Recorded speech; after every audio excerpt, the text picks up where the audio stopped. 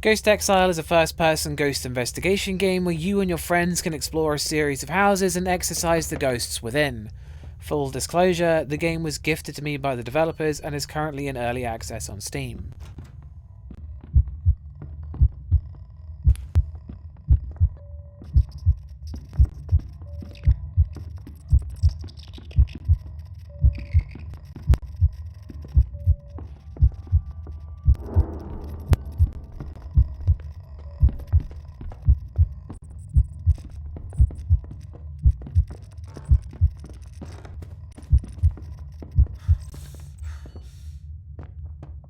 Atmosphere.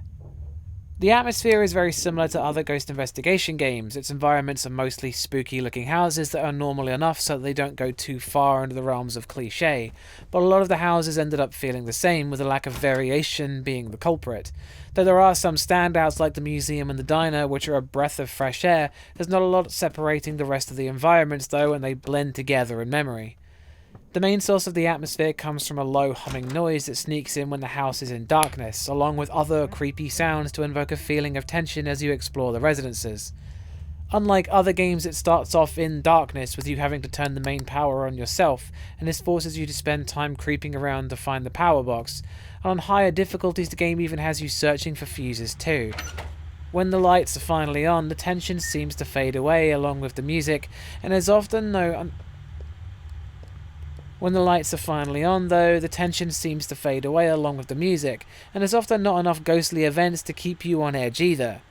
As opposed to multiplayer, the single-player experience was far more intense due to the added layer of isolation. Unfortunately, the game also suffers from the same thing that most other ghost investigation games, in the way that it can be very boring when you can't find the evidence you're looking for, and tedium did set in on several occasions as we waited for the evidence to show up. Though it is less punishing than other games as it provided you with money whether you figured out or exiled the ghost or not. Due to the light mechanic, the atmosphere can just fade away when the lights are on, and it isn't that strong to begin with. That's no Harry Mason's.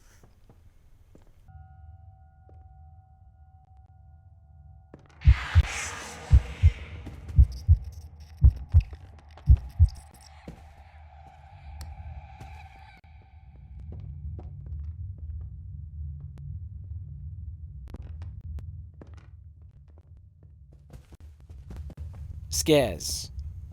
Whilst the ghosts are the star of the show, the game doesn't do the best job with ghost hunts, with the animations of the ghosts themselves being a little lackluster along with their overall design, in comparison to the game's character creator, which is far more in depth than it has any right to be.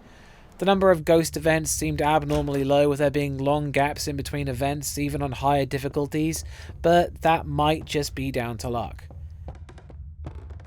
Ghost Exile tries a lot of the same things as other games, with objects making noises and doors moving, lights turning on and off, and all of these things combined does a great job of making the place feel haunted.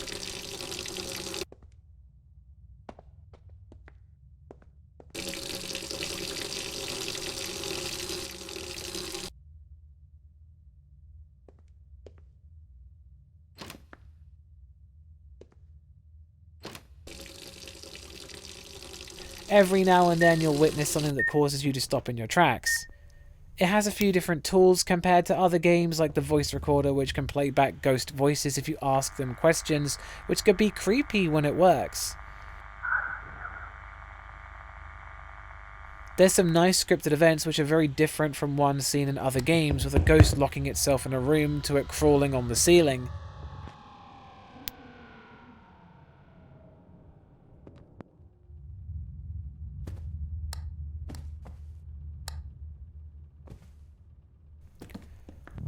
But by far the most impressive thing about the game is the jump scares. They're easily some of the most terrifying we've ever experienced, with you being suddenly engulfed in flames or surrounded by corpses. Every time they happened, we were left speechless.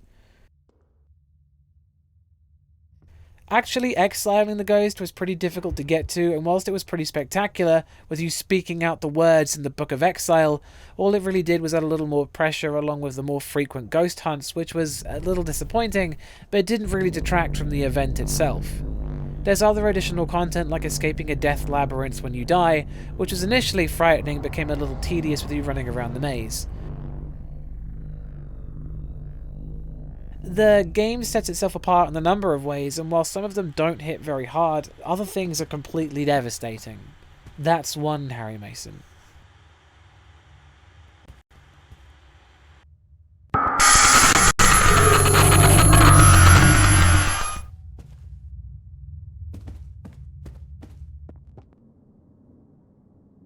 Sound design. The game's music boils down to the intense low hum you hear when the lights go out, which is occasionally punctuated with ghostly chimes or haunting voices. Increasing the light level reduces the effect, which is a neat trick and adds a layer to the atmosphere that you can remove on your own. The sound effects are pretty standard, with a lot of them sounding like stock effects, but there's a surprising number of environmental items that the ghost can activate on its own to startle the investigators with a random sound.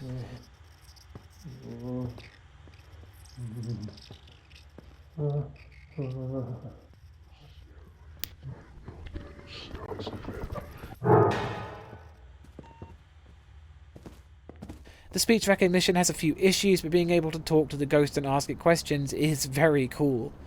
There's voice acting for the overseer, or whoever seems to run the operation, but the dialogue is a bit generic and changes very little, considering the amount of things he replies to, which leads to him being very repetitive. In the words of an old friend, what are you buying? The reverb is quite stunted, but it's still there, which makes all of the environments feel a little dead, which isn't necessarily a huge problem, but some of them are almost stifled. The directional audio is fine overall. The sound design has one or two cute features, but doesn't really do anything that special. It's just functional. That's 2 Harry Masons.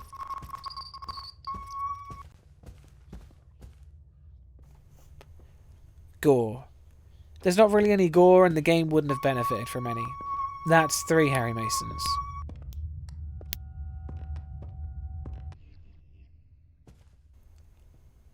Story. Like a great deal of ghost investigation games, there's not much story to it, but it does go to a little effort to add in a reason for the ghost hunting, even if it is a bit cheesy.